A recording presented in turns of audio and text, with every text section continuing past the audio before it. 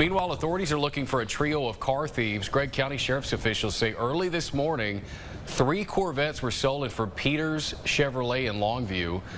Officials say the cars were spotted heading east toward Louisiana. Now, according to the sheriff's office, one of those cars was spiked on Interstate 20 in Wascom.